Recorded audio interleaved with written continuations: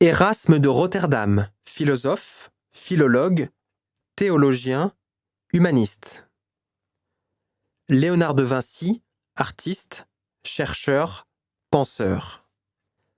500 ans après, 2 programmes de mobilité internationale, Erasmus et Leonardo, pour former des gens compétents avec des expériences uniques. Écoutons les étudiants qui ont déjà participé à ces programmes.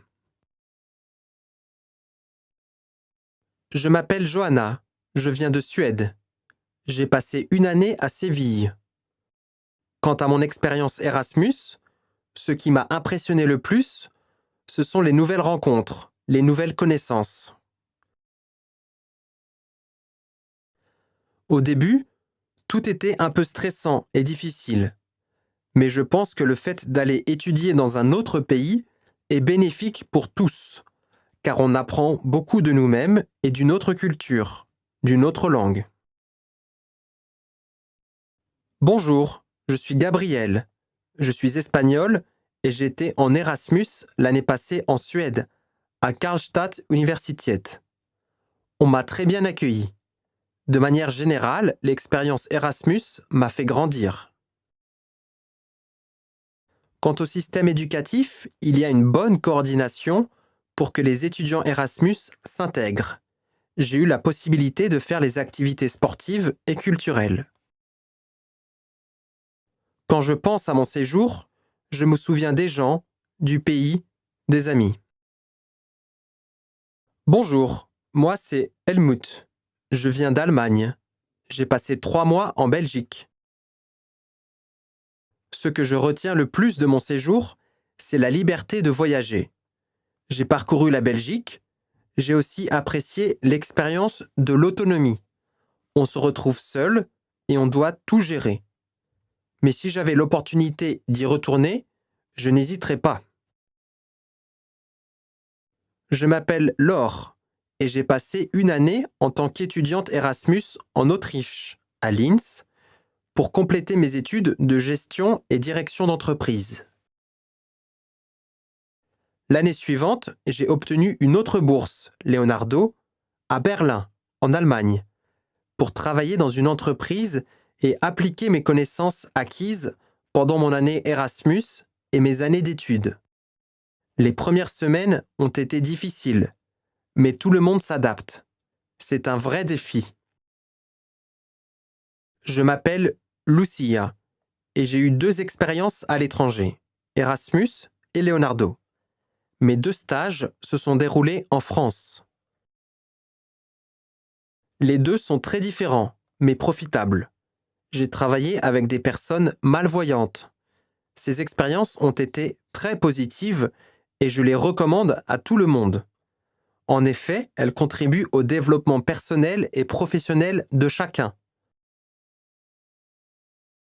En parlant de nos expériences, en les analysant, on a souvent recours aux moyens de comparaison lexicaux ou grammaticaux. Commençons par les moyens lexicaux, par le groupe nominal, GN. Un groupe nominal est un groupe de mots organisés autour d'un nom. Ressemblance, de, avec, imitation, de, par, similitude, entre, le parallèle, entre, etc.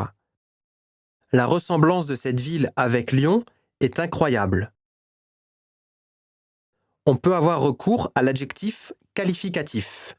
Identique, différent, semblable, pareil. Par exemple, les étudiants dans ce groupe étaient semblables à de grands savants. Nous pouvons également comparer à l'aide d'un adverbe ou une expression à valeur adverbiale. Semblablement, identiquement, pareillement, de la même manière, ainsi. Comment peut-on agir semblablement ? On peut utiliser aussi les expressions verbales. Ressembler à, se ressembler, avoir le, la, de, avoir des airs de, prendre l'aspect de, se confondre avec, faire penser à. Maintenant, on passe aux moyens grammaticaux. L'un des moyens grammaticaux très employés est l'emploi de comparatifs ou de superlatifs ou de la comparaison progressive. Le comparatif, marquant un degré d'intensité d'un adjectif ou d'un adverbe, plus que, moins que, aussi que, cet article est moins cher que l'autre. Cet élève travaille moins sérieusement que celui-ci. Un nom ou un verbe, plus de que, moins de que, autant de que, ou un verbe, plus que, moins que, autant que. L'université a plus de, a moins de. L'université a plus de boursiers que l'école. Paul étudie moins que Corinne. Paul étudie autant que Corinne. Pour former le superlatif, nous employons des structures le, la, les plus, le, la, les moins.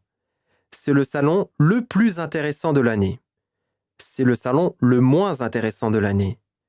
C'est l'élève qui travaille le plus sérieusement de l'école. C'est l'élève qui travaille le moins sérieusement de l'école.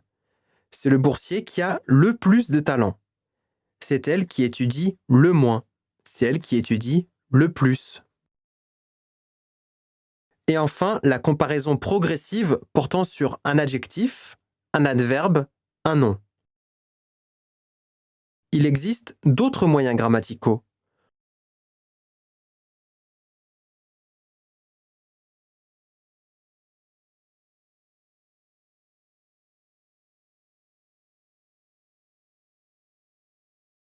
Comme vous savez très bien, en français, il y a beaucoup d'expressions figées avec les comparaisons.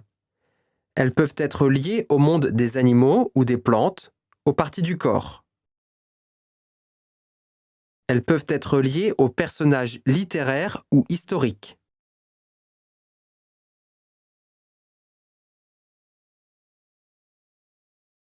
Grâce à ces moyens de comparaison, vous enrichirez votre discours et le rendrez plus imagé.